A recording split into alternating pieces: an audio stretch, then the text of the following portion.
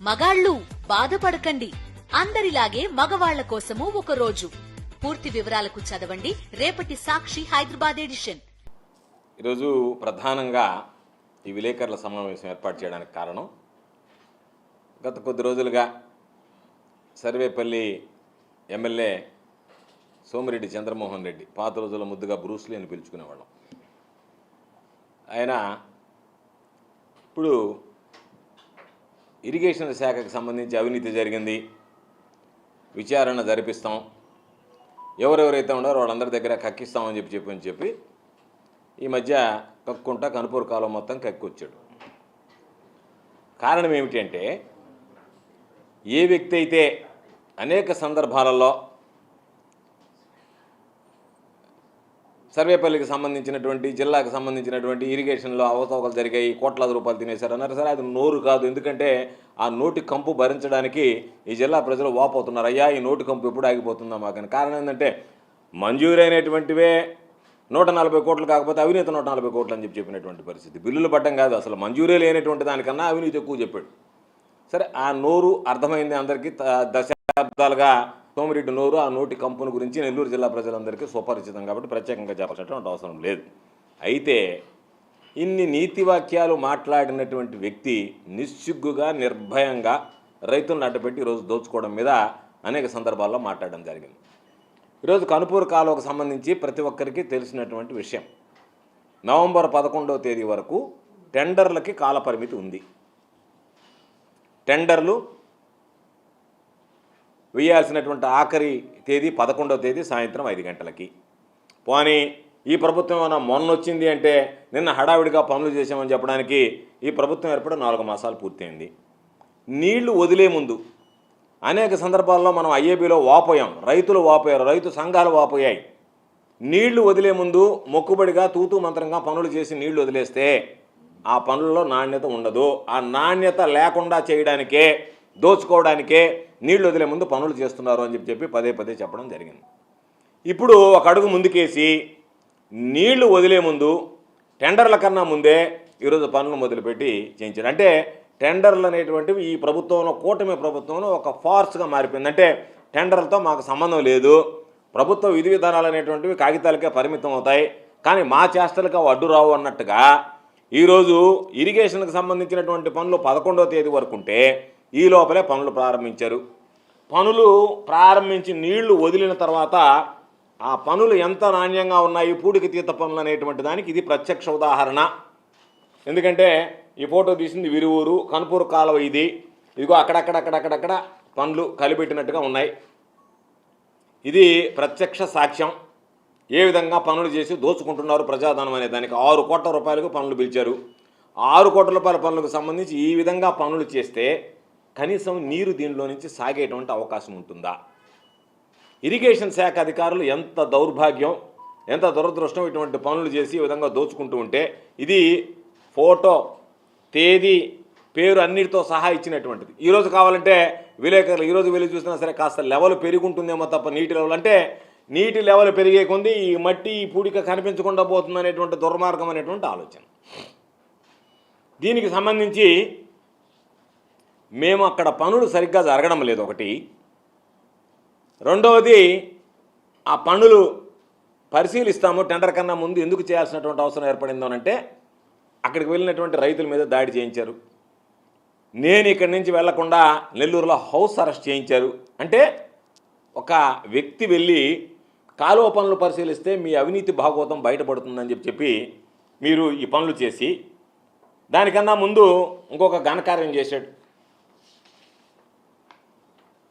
November 7వ తేదీ, ఇది నవంబర్ 8వ తేదీ పత్రిక, నవంబర్ 7వ తేదీ వెళ్ళి నీళ్లు, అంటే నవంబర్ 11వ తేదీ వరకు ఉంటే నవంబర్ 7వ తేదీ నీళ్లు విడుదల చేసేసాడు టైం సంబంధం లేకుండా. దాంట్లో ఒక మాట మాట్లాడాడు, 30 ప్రొక్లైన్లు 15 డోజర్లు, అంటే 30 గంటల ప్రొక్లైన్లు పనిచేయలే, 15 గంటల డోజర్లు పనిచేయలే. రైతులు ఎవరైనా సోమిరెడ్డి నోట్లో వస్తారేమోననేటువంటి సిగ్గు కూడా లేకుండా 30 ప్రొక్లైన్లు 15 డోజర్లు కలిసి పనిచేసాయని చెప్పని స్టేట్మెంట్ ఇచ్చాడు. రైతులు నోట్లో వస్తున్నారు సోమిరెడ్డి నోట్లో. ఎక్కడ పెట్టాడు 30 ప్రొక్లైన్లు, ఎక్కడ పెట్టాడు 15 డోజర్లు, ఎవరి ప్రొక్లైన్లు తీసుకొచ్చాడు, ఎవరి డోజర్ల ద్వారా పెట్టాడు, ఎందుకు ఇటువంటి అబద్ధాలు మాట్లాడి నువ్వు దోచుకో. రకరకాలైనటువంటి రైతులను అడ్డుపెట్టి దోచుకుంటున్నావు. గతంలో లేనిపోయినటువంటివి దోపిడీకి పాల్పడినటువంటి వాటి మీద విమర్శలు చేసినటువంటి నువ్వు ఈరోజు ప్రభుత్వం వచ్చిన తర్వాత దాని మీద నిగ్గుదేలు చెందనేటువంటిది. ఈరోజు ఏం చేస్తున్నారు, రైతుల దగ్గరికి వెళ్ళి నీకు అనుకూలంగా ఉన్నటువంటి రైతుల దగ్గర స్టేట్మెంట్లు ఇప్పించేటువంటి ప్రయత్నం చేస్తున్నావు విజిలెన్స్ వాళ్ళకి. ఏమని, పనులు జరగలేదు అని చెప్పి వాస్తవంగా పనులు జరిగాయా జరగలేదా నిర్ధారించి విజిలెన్స్ రిపోర్ట్ రాస్తుంది. దానివల్ల ఇబ్బంది లేదు. చాలా సందర్భాల్లో చెప్పాం, వాటికన్నిటికీ ఏం భయపడేటువంటి వాళ్ళు కాదు, ఎవరు లేరు. ఎందుకంటే నీలాగా చెడిపోయినటువంటి వాళ్ళు ఎవరు లేరు బహుశా నాకు తెలిసి ఈ సమాజంలో. వైఎస్ఆర్ కాంగ్రెస్ పార్టీ హయాంలో అటువంటిది జరగలేదు. నీ హయాంలో జరిగింది. ఇదిగో చెప్తున్నావు, నువ్వు ఇతిమితంగా అంత జరిగింది ఇంత జరిగిందనే కాలాల మీద అడుక్కుతుంటా పోయి మాట్లాడడం తప్ప ఎప్పుడైనా ఒకరోజు వచ్చి ఇదిగో ఈ విధంగా జరిగింది, ఈరోజు మేము చెప్తున్నాం ఇదిగో నీ అవినీతి, నువ్వు నీళ్లు వదిలేవు, ఇదిగో ఈ విధంగా ఉన్నాయి కాలువల పరిస్థితి, నువ్వు చెప్పలేకపోయావు. ఎప్పుడు నువ్వు ఎంతసేపటికి అయిపోయిన తర్వాత పనులు పోయి మాట్లాడావు. వరదలు వస్తున్నాయని చెప్పి నకల కాలువ డ్రైన్కి సంబంధించినటువంటి పనులు తీస్తే అక్కడికి వెళ్ళి మీరు ఎట్లా తీస్తారు టెండర్లు కాకముందు అన్నాడు. అయ్యా వరదలు వచ్చే తట్టుకుందా తీస్తున్నారంటే పనులు ఆపించాడు. ఆపేశారు పనులు మళ్ళీ టెండర్లు అయిందాక. ఆ తర్వాత టెండర్కి వచ్చిన తర్వాత ఆ కాంట్రాక్టర్ దగ్గర అప్పుడు ఏం చెప్పాము, పనులు చేయండి, కాంట్రాక్టర్ ఎవడైనా సరే. ఈ రోజు నువ్వేం చేసావు, తీరా 11వ తేదీ వచ్చింది, కాంట్రాక్టర్ టెండర్లు వేసారు కాంట్రాక్టర్లు, అవి ఈరోజు ఓపెన్ చేయకుండా ఆపేసావు. పక్కన ఉన్నటువంటి మిగతా నియోజకవర్గాల్లో జరిగేటువంటి పనులలో వాళ్ళు టెండర్లు 11వ తేదీ ఓపెన్ చేసి వారం రోజులైంది. 11వ తేదీ ఓపెన్ చేసి దానికి సంబంధించినటువంటి పనులు ప్రారంభమయ్యాయి. ఈరోజు పత్రికలు ఘోషిస్తున్నాయి మీకు సంబంధించినటువంటి దాంట్లో సర్వేపల్లిలో ఈ విధంగా అవినీతి జరిగింది. 6 కోట్ల రూపాయల అవినీతితో పాటు మరో 25 కోట్ల రూపాయలకు ప్రతిపాదనలు పంపించాడు. అంటే నీరు పారేటప్పుడే ఆ పనులు చేసినట్టుగా దొంగ బిల్లులు చేసుకోవడానికి. మొత్తంగా కనుపూరు కాలువ ఈ సిస్టమ్ మీద సర్వేపల్లికి సంబంధించి ఫస్ట్ ఇయర్ ఒక 30 కోట్ల స్కెచ్ సెట్ చేశాడు. చేసి ఇప్పుడు 6 కోట్ల జోబులు వేసుకోవడం, మళ్ళీ ఇంకొక 25 కోట్ల రూపాయలకి వేశారు. దీనికి సంబంధించి ఈతో మాట్లాడడం, అతని పేరు నాగరాజు, ఈ పేరు మాట్లాడడం, ఏమయ్యా నువ్వు దీనికి సంబంధించినటువంటి దాంట్లో ఎందుకు తెరవలేదు అంటే, పాపం పని ఒత్తిడి వల్ల సర్వేపల్లి ఒకటే తెరవలేదంటే మిగతా అన్నీ తెరుచుకున్నాయంట కంప్యూటర్లు. మీరు పాపం అతనికి 5 నెలలు 6 నెలల టైం ఉంది. అతను అనుకోవచ్చు నాకు ఎంతలే 5 నెలలు 6 నెలల తర్వాత రిటైర్డ్ అయిపోతాను. రిటైర్డ్ అయిపోయినా కూడా జీవితం ముగిసిపోదుగా. నువ్వు చేసినటువంటి తప్పులకు ఒకళ్ళు ఉద్యోగపరంగా ఇబ్బందులు పడతారు, ఉద్యోగంలో ఉండేటువంటి వాళ్ళు, ఉద్యోగంలో లేనటువంటి వాళ్ళు జైలుకి పోతారు తప్పు చేస్తే. ఎవడైనా సరే ప్రజాధనాన్ని దుర్వినియోగం చేసి ఆ ప్రజాధనాన్ని దుర్వినియోగం చేయడంలో భాగస్వాముడు అనేటువంటి ప్రతి ఒక్కడు కూడా జైలుకు పోతాడు. ఖచ్చితంగా జైలుకి పంపిస్తాం. కాబట్టి నేను రిటైర్డ్ అయిపోతున్నానులే ఏదో ఒక విధంగా సోమిరెడ్డి దగ్గర మెహర్బానీ మాటలు మాట్లాడి వెళ్ళిపోతా. ఏఈ కానీ డిఈ కానీ ఎవరైతే పనులకు బిల్లు చేస్తారో ఆధారాలు ఆ రోజు అవసరంలో ఈ రోజు ఉండేటువంటి ఆధారాలు చాలు. ఆధారాలు సేకరించి పెట్టామని దానికి సంబంధించి విజిలెన్స్కి అక్కడ ఉన్నటువంటి రైతులు రిపోర్ట్ రాశారు. 4వ తేదీ నవంబర్ 4వ తేదీ డైరెక్టర్ జనరల్కి విజిలెన్స్ అండ్ ఎన్ఫోర్స్మెంట్కి లెటర్ రాశారు. అది కాపీ తీసుకొచ్చి ఈరోజు రీజనల్ ఆఫీసర్గా ఎవరైతే నెల్లూరులో ఉన్నాడో విజిలెన్స్ అండ్ ఎన్ఫోర్స్మెంట్ ఆఫీసర్ ఆర్వీఓకి ఆయనకి లెటర్ పెట్టారు. మీరు ఒకవేళ ఇది మొక్కుబడిగా జరిగిపోయిందని చెప్పి మాట్లాడినా దీని మీద విచారణ జరుగుతుంది. లేదు మీరు విచారణ చేయకపోయినా కూడా ఈ కాగితం అట్టే ఉంటుంది. దీని ఆధారాలన్నీ మా దగ్గర ఉన్నాయి, దీని మీద విచారణ జరుగుతుంది. విధి విధానాల ప్రకారం మీరు జైలుకి పోతారు. కాంట్రాక్టర్ టెండర్ కన్నా ముందు పనులు చేయడం, మీరు నీళ్లు వదిలేయడం, ఈ పనులు చాలు. కాబట్టి ఇటువంటి అవినీతి అనేటువంటిది ఏ విధంగా కట్టలు తెంచుకుంటుంది అనేటువంటి దానికి ఇది ఒక ఉదాహరణ. దీనితో పాటు ఇంకొకటి కొత్త పద్ధతి, విచారణ సంస్థలను పిలిచి బెదిరించడం. ఎప్పుడు లేదు ఈ జిల్లాలో ఆనవాయితీ. నేను మంత్రిగా పనిచేశా, ఎవడన్నా విజిలెన్స్కి సంబంధించినటువంటి అధికారులు కానీ మరొక ఏజెన్సీస్ ఏదైతే విచారణ స్థాయిలో ఉంటాయో వాటిని ఎప్పుడు పిలిచి మాట్లాడినటువంటి సందర్భాలు లేవు. ఈరోజు నిద్రలేస్తే వాళ్ళని పిలవడం, హౌసింగ్లో మీరు ఇంత రాయండి, ఇరిగేషన్లో ఇంత రాయండి, ఈయనే టార్గెట్ ఇస్తున్నాడు. ఈయనే vigilance enquiry director general vigilance and enforcement లేడు ఈ రాష్ట్రానికి. నెల్లూరు జిల్లాకి ఆర్వీఓ లేడు, సోమిరెడ్డే. నేను చెప్పినంత రాయాల్సిందే, లేకపోతే మిమ్మల్ని అక్కడి నుంచి తీసేస్తా.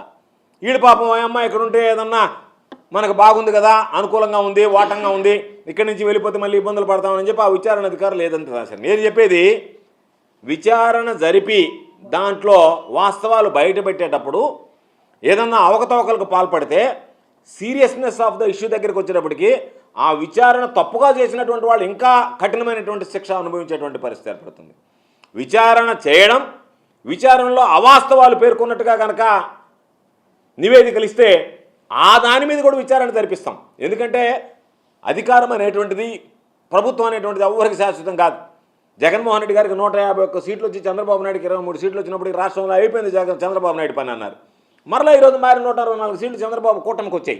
కారణాలు ఏమైనా కానీ నువ్వు ఇచ్చినటువంటి హామీలా, లేకపోతే ప్రజలు నిన్ను నమ్మడమా, గుడ్డిగా ఓటేయడమా, వాళ్ళు మోసపోయామని ఈరోజు బాధపడుతున్నారు, వేరే విషయం. కాబట్టి ప్రభుత్వాలు ఎప్పుడూ శాశ్వతం కాదు. మారినప్పుడు మీరు తీసుకునేటువంటి నిర్ణయాల మీద సమీక్షించి విచారణ జరిపితే మీరు కోర్టుకో ఉద్యోగాలు కోల్పోయేటువంటి పరిస్థితి ఉండకూడదు. అటువంటి పరిస్థితుల్లో ఈరోజు మీరు పడుతున్నారు. ఎక్సైజ్కి సంబంధించి ఏదన్నా పాత కేసులు ఉంటే వాటిని విచారణ చేయండి, వాటిల్లో గోవర్ధన్ రెడ్డిని ఇబ్బందులు పెట్టండి అని నీలాంటి ఉడత బెదిరింపులకు భయపడేటువంటి పిరికివాడిని నేను. ఈరోజు నవ్వు వచ్చింది నాకు పొద్దున్నే. ఎక్సైజ్ డీసీ ఒక స్టేట్మెంట్ ఇచ్చాడు. ఎవడన్నా ఎంఆర్పీ కన్నా ఎక్కువ అమ్మినా బెల్ట్ షాప్ నిర్వహించిన 5 లక్షల రూపాయల పెనాల్టీ అన్నాడు. ఎంత ఆదాయం వస్తుంది ప్రభుత్వానికి ఎక్సైజ్ డీసీ కనుక సరిగ్గా కఠినంగా వ్యవహరిస్తే నేను సిద్ధంగా ఉన్నా. నేను ఇస్తా లొకేషన్స్తో సహా. ఎక్కడెక్కడ బెల్ట్ షాపులు ఉన్నాయి, ఎక్కడెక్కడ కూర్చోబెట్టి తాగిస్తున్నారు, పర్మిట్ రూములు ఉన్నాయి, ఎక్కడెక్కడ ఎంఆర్పీ వైలేషన్ ఉంది, ప్రతి షాప్ వచ్చి డీటెయిల్స్ ఇస్తా. కానీ నేను ముందుగా ఇస్తే మీరు వాళ్ళకి చెప్పిపోతారు అక్కడికి. అందుకని నేను మీకు ఇవ్వను. మేము సిద్ధంగా ఉన్నాం మా సిబ్బందితోనంటే నేను ఎక్కడికి తీసుకెళ్లాలో అక్కడికి మిమ్మల్ని తీసుకెళ్తా. నేను ఆ ఏర్పాటు చేస్తా. మీకు ధైర్యం ఉంటే రేపే ప్రెస్ స్టేట్మెంట్ ఈరోజు ఇచ్చినటువంటి ప్రెస్ స్టేట్మెంట్ మొక్కుబడిగా ఇచ్చి ఎవడన్నా ఎంఆర్పీ వైలేషన్ ఇస్తే 5 లక్షలు కాదు. ఎంఆర్పీ వైలేషన్ ఏదన్నా ఉంటే మా స్క్వాడ్ ఉంటుంది, మేము వస్తామని చెప్పండి. నేను మా మనిషిని పంపిస్తా. బెల్ట్ షాపులు ఎక్కడున్నాయో పంపిస్తా. ముందుగా కానీ మీకు చెప్తే మీరు వాళ్ళకి సమాచారం ఇస్తారు, వాళ్ళు ఎంఆర్పీకి అమ్ముతారు, ఆ తర్వాత బెల్ట్ షాపులు ఎత్తేస్తారు. మీరు ఏ రోజైనా చిత్తశుద్ధిగా ఉంటే డీసీ గారికి నేను చెప్తున్నా, ఆయన ఏదో పాపం నేను స్టేట్మెంట్ ఇచ్చాడు కాబట్టి నువ్వు కనుక నిజంగా కనుక నువ్వు నియంత్రించాలనేటువంటి ఆలోచన నీకు ఉంటే మేము రెడీగా ఉన్నాము అంటే నేను నీకు ఏర్పాటు చేస్తా. మేము ఎక్కడికి తీసుకెళ్ళేది మీకు చెప్పరు.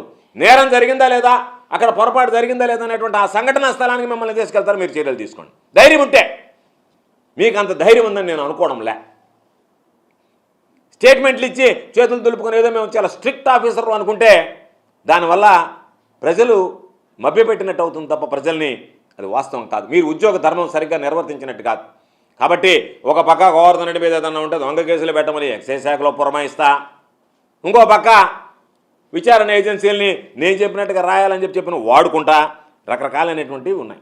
కాబట్టి వీటి మీద మీరు నిలబడితే, ఈ ప్రభుత్వం నిలబడితే, చంద్రబాబు నాయుడు చెప్పినటువంటి మాటలకు విలువ ఉంటే ఎంఆర్పీ కానీ ఎక్కువగా ఉండేటువంటివి కానీ ఏదైనా ఎక్కడ పడలే. నేను సర్వేపల్లి నియోజకవర్గంలో ప్రతి గ్రామంలో 2 బెల్ట్ షాపులు చూపిస్తాను మీకు. ఆ బెల్ట్ షాపులు ఎంఆర్పీ ప్రకారం అమ్ముతున్నారా? బెల్ట్ షాపులు అమ్మడం అనేటువంటిది మీ ఎజెండాలో ఉందా? మీ విధి విధానాల ప్రకారం బెల్ట్ షాపులు అమ్మొచ్చా? అమ్ముతా ఉంటే విచ్చలవిడిగా బహిరంగంగా మీరేం చేస్తున్నారు? మొన్ననే ఒకటి పెట్టా కలెక్టర్ గారికి అందరికీ. ముందుగా చెప్పి ఆ షాపు మూసేసి వెళ్ళిపోయారు. అంతే. 5 లక్షల రూపాయలు జరిమానా లేదు, పాడు లేదు. కలెక్టర్గా పెట్టా, ఎస్పీ గారికి పెట్టా, అయ్యా ఇదిగో లొకేషన్తో సహా ఇక్కడ అమ్ముతున్నారని. వాళ్ళకి ముందుగా చెప్పారు, ఇదిగో మేము వస్తున్నాం, మీరంతా క్లియర్ చేసినాం, మేము వచ్చిన తర్వాత దానికి చాలా వెళ్ళేసి వెళ్ళిపోయారు. అయిపోయింది, క్లోజ్. అందుకని నేను మిమ్మల్ని నమ్మను. మీరు నిజంగా చిత్తశుద్ధి ఉంటే నాకు చెప్పండి, ఎక్కడైనా ఉంటే అరికట్టడానికి మీరు సహకరించండి అని. నేను ఎక్కడుండేదని లొకేషన్తో సహా మా వాళ్ళని పంపిస్తా. నేరుగా నేరం జరుగుతుంది, సంఘటనా స్థలానికి మీరు వెళ్ళి ఆ నేరం మీద విచారించి చర్యలు తీసుకోవచ్చు. కాబట్టి ఇవన్నీ కూడా ఏదో మొక్కుబడిగా జరిగేటువంటివి తప్ప అవినీతి అనేటువంటిది కొత్త పుంతలు తొక్కుతుంది.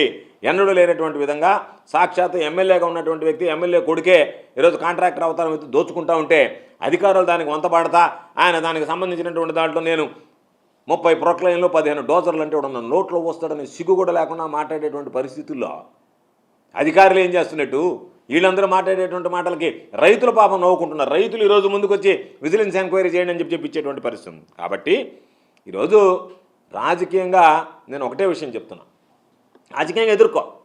సోషల్ మీడియాలో నా మీద 2 కేసులు వెంకటాచలం పోలీస్ స్టేషన్లో పెట్టారు, ముతుకూరు పోలీస్ స్టేషన్లో ఒక కేసు పెట్టారు.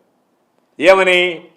ఎవడో ఒకడు నీ పార్టీకి సంబంధించినటువంటి వాడే, కూటమిలో భాగస్వామి అయినటువంటి వ్యక్తే, పెంచులయ్య, దళితుడు, బీజేపీ సెక్రటరీ.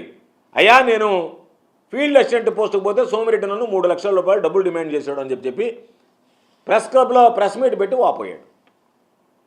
బయటోడు కాదు, మా పాత్ర లేదు, మాకు సంబంధించినటువంటి వ్యక్తి కాదు, నువ్వు గెలవాలని నాకు వ్యతిరేకంగా పనిచేసినటువంటి వాడు, కాబట్టి నాతో సంబంధాలు లేవు, అసలు ఎవరో కూడా సాధారణంగా నా దగ్గరికి వచ్చినటువంటి సందర్భం లేదు. నేను పోలీసులు కూడా విచారణలో చెప్పాను. నీ మీద ఒక వ్యక్తి దళితుడైనటువంటి వాడు, నీ పార్టీకి సంబంధించినటువంటి వాడు 3 లక్షల రూపాయలు డిమాండ్ చేశాడంటే ముందు ఎవరి మీద కేసులు బుక్ చేయాలి? పోలీసులు సోమిరెడ్డి మీద కేసు నమోదు చేయాలి. సోమిరెడ్డి మీద ఎస్సీ ఎస్టీ అట్రాసిటీ కేసు నమోదు చేసి సోమిరెడ్డిని విచారించాలి. ఏమయ్యా నువ్వు ఎట్టడిగా 3 లక్షల రూపాయలు అని చెప్పి అది పక్కన పెట్టి సోషల్ మీడియాలో ఆయన మాట్లాడాడు కాబట్టి ఆయన మాట్లాడింది నెంబర్ 1 A1 అక్యూజ్డ్ అతను. దాన్ని ఆ వీడియో క్లిప్పింగ్ ఫార్వర్డ్ చేస్తే నేను సిగ్గుందా నీకు? నీది సిగ్గుండేటువంటి జన్మేనా? ఎవడన్నా ఏందబ్బా ఎప్పుడన్నా జరిగిందా? నువ్వు నా మీద ఎన్ని మాట్లాడి ఉంటావు?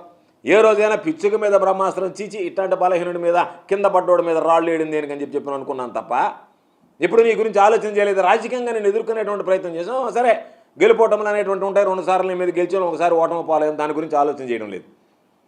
నీ బలం ఎంతో, నీ శక్తి ఎంతో తెలిసినటువంటి వాడిని నేను. నీ దగ్గర ఏముంది? నువ్వు హూహా అనేటప్పుడు వాడు ఎవడన్నా జోబెట్ట 2 సార్లు కానీ తట్టేటంటే సప్పన పడిపోతావు నువ్వు. వాడు కానీ ఎవడన్నా వచ్చినప్పుడు లే అన్నప్పుడు పైన కన్ను సైగ చేసి పైకి రాను అన్నానంటే గమ్మైపోతుంది. తెల్ల జిల్లేడుని చూసి నాగుబొమ్మటట్టుగా డబ్బును చూసి కట్టను చూసి పడిపోయేటువంటి నువ్వు నీది ఒక బ్రతుకు, నువ్వు ఒక మనిషిలాగా మాట్లాడితే ఎట్లా? కానీ ఈరోజు నేను చెప్తున్నా, నువ్వు జరిగినటువంటి దాని మీద ఎవరైనా చెప్పండి, అయ్యా నేను తీసుకోలేదనేటువంటి దాన్ని నువ్వు విచారణ చేస్తావా? నేను తీసుకున్నా, నేను అడిగినా మీరెట్ట సోషల్ మీడియాలో పెడతామని చెప్పి కేసులు పెట్టిస్తావా? ఒకటి. రెండోది ఏంది చెప్పా, ఇప్పుడు చెప్తున్నా డీసీ కూడా, ఎక్సైజ్ డీసీకి క్యాష్ కొట్టు షాప్ పట్టు చెప్పా. దాని మీద ఒక కేసు పెట్టారు. నేను మొన్న పాపం పోలీసుకి చెప్పా, సోమిరెడ్డి అవినీతిపరుడు. సోమిరెడ్డి అవినీతిపరుడా కాదా అనుకుంటే మీరు నన్ను ప్రశ్నించడం కాదు, ఈ ప్రభుత్వానికి చెడ్డ పేరు వస్తుంది కదా అన్నాడు పాపం ఎస్ఐ గారు. సార్ మీరు ఇటువంటి విమర్శలు చేసినందుకు ప్రభుత్వానికి చెడ్డ పేరు రాకూడదంటే సోమిరెడ్డి లాంటి చీడ పురుగులను ఏరేయాలి మీరు. ఆ చీడ పురుగులను వేరాలి అంటే మీరు ఏసీబీ ఛార్జ్ చేయిస్తారా, సిఐడి ఛార్జ్ చేయిస్తారా, లేదు సిబిఐ ఛార్జ్ చేయిస్తారా? ఒక విచారణ జరిపించండి ఆయన మీద. జరిపించిన తర్వాత ఈ అవినీతి అక్రమాలు జరగలేదంటే మీరు నా మీద కేసు బుక్ చేయండి, నన్ను జైలుకి పంపించండి, ఇబ్బంది లేదు. జరిగాయని తేలితే అందుకని ఇప్పుడు నా మీద సిబిఐ విచారణ జరిగింది. సోమిరెడ్డి మీద జరిగేటువంటి అక్రమాల మీద ఒక విచారణ జరిపించండి, సిబిఐ విచారణ. మీరైతే పాపం మమ్మల్ని కట్టడి చేస్తాడని బెదిరిస్తాడని రాయనీడు. జరిపితే వాస్తవాలు బయటపెడితే సోమిరెడ్డి జైలుకి పోతాడో లేదో వాస్తవం తెలుస్తుంది మీకు. కాబట్టి ఇటువంటి వాళ్ళందరినీ పెట్టుకొని ప్రభుత్వానికి చెడ్డ పేరు వస్తుందా అని చెప్పి పోలీసులు నన్ను ప్రశ్న అడిగితే నేను చెప్పాను తప్పనిసరిగా చెడ్డ పేరు వస్తుంది ఇటువంటి అవినీతి పరుల వల్ల అని చెప్పాను. కాబట్టి సోషల్ మీడియాలో మాట్లాడితే తప్పితే నీ ఉద్దేశం ఏంది? నా అవినీతికి ఎవరు అడ్డపడకూడదు, నా అవినీతిని ప్రశ్నించకూడదు, నా అవినీతిని ఎక్కడ సోషల్ మీడియాలో వేదికగా మీరు పంపించకూడదు అనేటువంటి ఆలోచన. నీలాంటి ఉడత బెదిరింపులకు భయపడం. ఒకవేళ నీకు ఉపశమనం ఎన్ని రోజులు ఉంటుందంటే మమ్మల్ని ఏదైనా జైలుకి పంపిస్తే జైల్లో నుంచి బయటకు వచ్చిన దాకా నీకు ఉపశమనం ఉంటుందంటే ఆ 2-3 రోజులే, లేదా ఒక వారం రోజులు ఉంటే వారం రోజులే. బయట ఉన్నన్ని రోజులు నిన్ను చీల్చి చెండాడతాం, నీ అవినీతిని ప్రశ్నిస్తాం తప్ప నీలాంటి అవినీతి పరుని వదిలిపెట్టేటువంటి ప్రసక్తే ఉండదు. కాబట్టి ఈరోజు పరిస్థితి ఏంటంటే రాజకీయంగా అంపశయం మీదకి వచ్చేసావు. దాహం దాహం అంటున్నావు, పాపం ఎవడొచ్చి నీళ్ళు పోసినా తాగుతుండవు. కాబట్టి ఆ అంపశయం మీద ఉండేటువంటి నిన్ను నమ్మి పాపం ఈ అధికారులందరూ ఇబ్బందులు పడేటువంటి పరిస్థితి ఏర్పడింది. అయిపోయింది, యుద్ధం ముగిసిపోలే, నీ చరిత్ర ముగిసిపోయింది రాజకీయంగా. నువ్వు అంపశయం మీదకి వచ్చే తప్ప యుద్ధం ఎట్ట ముగిసింది? యుద్ధం ఇంకా కొనసాగుతుంది. ప్రభుత్వం విచారణలు ఇవన్నీ కొనసాగుతాయి, ప్రభుత్వం ఉంటుంది. ప్రపంచం నీతో పాటు రేపు నువ్వు రాజకీయంగా అయిపోయిన మైన సర్వేపల్లిలో ఉండేటువంటిదిగా నెల్లూరు జిల్లా రాజకీయ జీవితం అంతరించిపోదు, రాజకీయాలు అంతరించిపోవు, ఉంటాయి, జరగద్ది. అటువంటిప్పుడు ఈ అధికారులు అనేటువంటి వాళ్ళు ఎన్ని ఇబ్బందులు పడాలనేటువంటిది ఆలోచన చేయాలి. సోమిరెడ్డి లాంటి అవినీతి పరుడిని అంటగాగితే అవినీతి పరుడితో ఎటువంటి ఇబ్బందులు పడాలనేటువంటిది అర్థం చేసుకోవాలా. కాబట్టి నేను మరలా ఈరోజు ఏదైతే దీని మీద జరిగిందో, ఇరిగేషన్ పనుల్లో అవినీతి జరిగిందో టెండర్లు ఓపెన్ చేయాలని డిమాండ్ చేస్తున్నాం. వెంటనే ఎవరైతే కాంట్రాక్టర్ ఉన్నారో వాళ్ళకి వర్క్స్ ఇంట్రెస్ట్ చేయండి. ఈరోజు అరాకొరగా దగ్గర 6 కోట్ల రూపాయలు దోపిడీ చేయాలనుకున్నటువంటి ఆ స్కెచ్కి మీరు వంతపాడకండి. పనులు నాణ్యతా ప్రమాణాలు పాటించి చేయించండి. లేదనుకుంటే ఇప్పుడు నీళ్లు వదిలేసాం, ఇప్పుడు పనులు జరిగేటువంటి పరిస్థితి లేదు. కాబట్టి మీరు దొంగ బిల్లులు సోహా చేయడానికి సహకరించకుండా ఇరిగేషన్ శాఖ అధికారులు రేపు జైలుకు పోవడానికి ఆ రోజు మీరు ఎంత ఇబ్బంది పడ్డా పోయినసారి మీరు వచ్చి నన్ను చాలా బతిమారు. ఏదో పొరపాటు చేసాం నీరు చెట్టులో, మేమేదో మాన్యువల్ రేట్ వేసి మిషన్లతో చేసిన డబ్బులు ఇచ్చాం, మీరు ఏదైనా చెప్తే మా కుటుంబాలు వీధిని పడతాయంటే విడిచిపెట్టాం. ఈసారి విడిచిపెట్టేటువంటి ప్రసక్తి ఉండదు, ఖచ్చితంగా మీ మీద యాక్షన్ ఉంటుంది. కాబట్టి సోమిరెడ్డి లాంటి వాడు ఎక్కడ ఉంటాడో కూడా తెలియదు. సోమిరెడ్డిని ఎక్కడున్నా సరే జగన్మోహన్ రెడ్డి గారు చెప్పినట్టుగా సప్త చేసినటువంటి వాడిని సప్త సముద్రాల అవతల ఉన్న పట్టుకొస్తామని చెప్పి విదేశాల్లో ఉన్న పట్టుకొస్తాం. సోమిరెడ్డిని మంచం మీద ఉన్నా తీసుకొస్తాం, వీల్ చైర్లో ఉన్నా లాక్కొస్తాం, వదిలిపెట్టాం. కాబట్టి మీరు మీ ఉద్యోగాల భద్రతను గురించి ఆలోచన చెప్పండి తప్ప సోమిరెడ్డి లాంటి అవినీతి పనులతో అంటకాకుండా ఇప్పటికైనా ఇరిగేషన్కి సంబంధించినటువంటి పనులు టెండర్లు ఓపెన్ చేయండి, కాంట్రాక్టర్ ఇంట్రెస్ట్ చేయండి. వాళ్ళ దగ్గర నీళ్లు ఆపిన వెంటనే పనులు చేయించి, మధ్యలో ఏదన్నా ఉంటే పాపం నీళ్లు రైతులు అవస్థలు పడుతున్నారు రావటం లేదని అంతవరకు క్లియర్ చేయించి చివరి ఆయకట్టు వరకు ప్రస్తుతానికి తాత్కాలిక ప్రాతిపదికన నీళ్ళు ఇవ్వండి. ఆ తర్వాత శాశ్వత ప్రాతిపదికన పూడికతీత పనులు చేపట్టి రైతులకు కానీ రైతులను అడ్డుపెట్టి దోచుకునేటువంటి విధానానికి కానీ స్వస్తి పలికితే మంచిది అని చెప్పి ఈ సందర్భంగా తెలియజేస్తాం.